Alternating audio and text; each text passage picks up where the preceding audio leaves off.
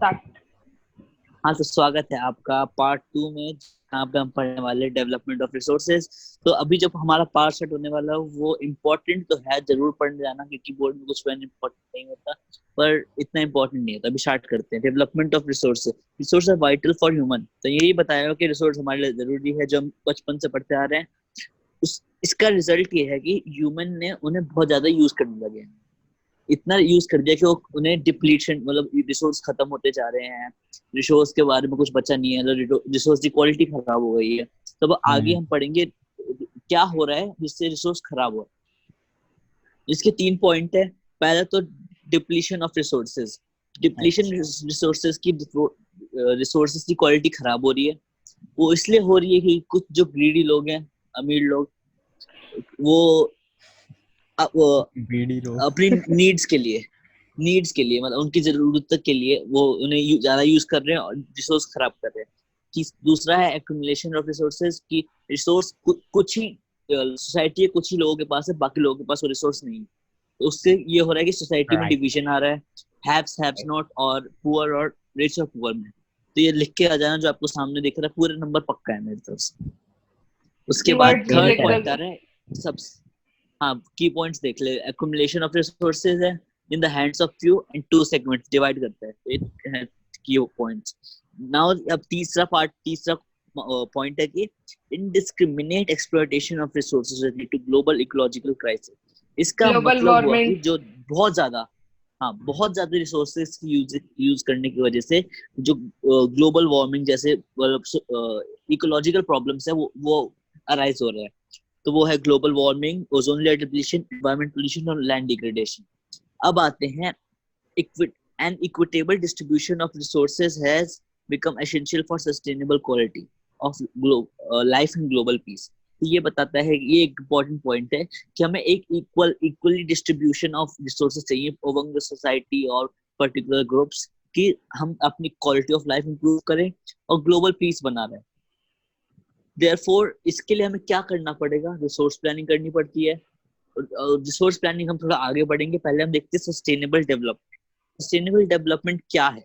Sustainable development आपने पहले बहुत बार सुना होगा कि सस्टेनेबल डेवलपमेंट होता है कि डेवलपमेंट ऐसे टेक प्लेस करना चाहिए, मतलब ऐसे होना चाहिए कि उससे कोई एनवायरनमेंट को प्रॉब्लम ना हो, और फिर उसके बाद जो आजकल डेवलपमेंट हो रही है, मतलब ग्रोथ रेट चल रही है, उसी रेट से चलती रही। डेवलपमेंट भी हो जाए और अर्थ को भी कोई प्रॉब्लम ना हो।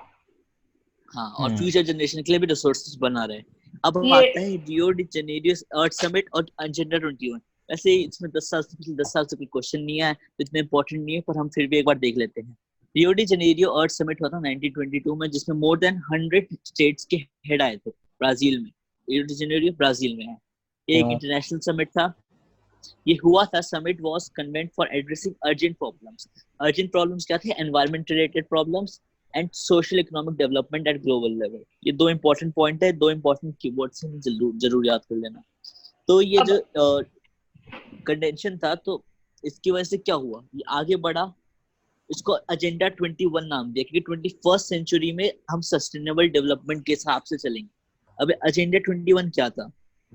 तो in the declaration of signed by world leaders in 1992 at United Nation Conference on Environment and Development, UNCED, ऐसे शॉर्ट फॉर्म में याद कर सकते हो। तो ये भी ब्राजील में हुआ था। एजेंडा 21 डिसाइड हुआ था। एजेंडा 20 एक प्रोग्राम का टाइप का था।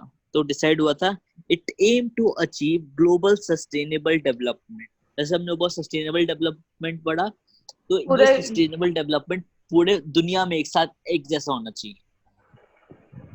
हाँ, तो अब रिसोर्स प्लानिंग पे आते हैं।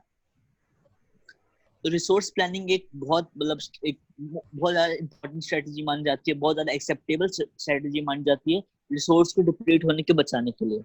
इंडिया जैसे बड़ी कंट्री में ये रिसोर्स प्लानिंग बहुत इंपॉर्टेंट है। पहला point, there are resources which are rich in certain types of resources but deficient in some other resources. ऐसे ये बता रहे कि रिसोर्स अनइक्वली डिस्ट्रीब्यूटेड होते हैं, इसलिए रिसोर्स प्लानिंग जरूरी है।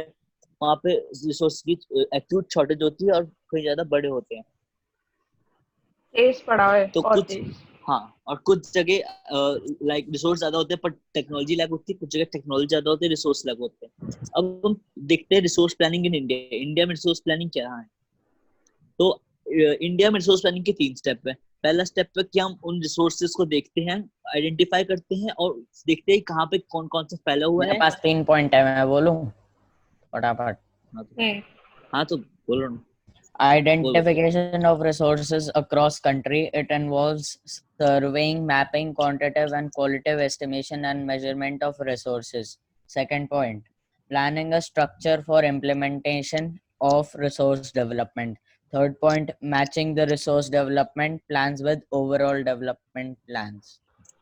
3 स्टेप्स ये है कि 3 स्टेप्स तो ये है, पहले में कि तो देखो कहाँ क्या रिसोर्स है, फिर दूसरे में उसको डेवलपमेंट करो रिसोर्सेज का, प्लान करो। तीसरे में देखो कि कितना हुआ हमारा प्लान, बस हाँ, सिंपल। मैच करो उससे। हाँ, चल, रिसोर्स की अवेलेबिलिटी, द अवेलेबिलिटी ऑफ जरूरी कंडीशन है। हाँ, but availability of resource in the absence of corresponding changes in technology and institution may hinder the development. अगर रिसोर्सेज में चेंज आएंगे तो डेवलपमेंट को भी हिंडर होएगा। There are many regions in the country that are rich in resources but are economically backward.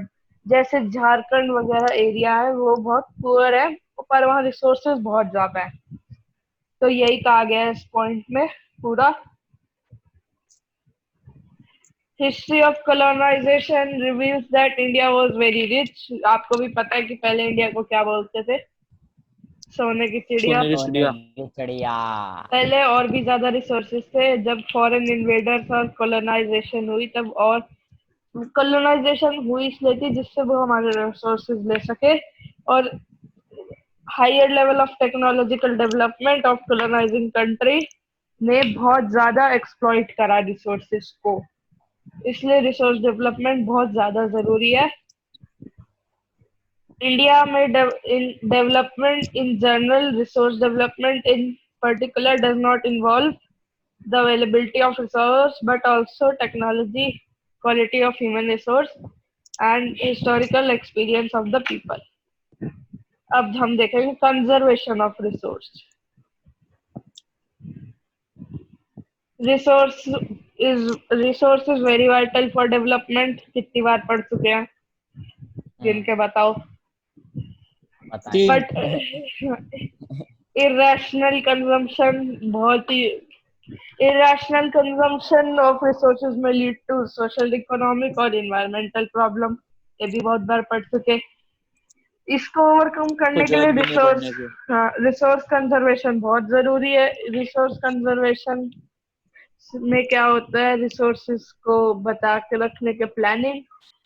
ये भी जैसे गांधी जी ने एक बार कहा था, रिसोर्स बहुत है सबके लिए पर किसी के लिए, किसी की लालच के लिए बिल्कुल भी नहीं है। फालतू चीज है, किसी काम नहीं आएगी। इस पे एक बहुत इंपॉर्टेंट क्वेश्चन आता है। हाँ, verify this line, explain this line। Mainly आते हैं कि इस लाइन को एक्सप्लेन करो, तो उसके नेक्स्ट लाइन में आपको इसका आंसर मिल जाएगा। What were Gandhiji's views on conservation of resources? अगला पूरा पैराग्राफ आगे। He placed greed and selfish individuals and exploitative nature of modern technology as the root cause of resource depletion. He was against mass production and wanted to replace by production by the masses.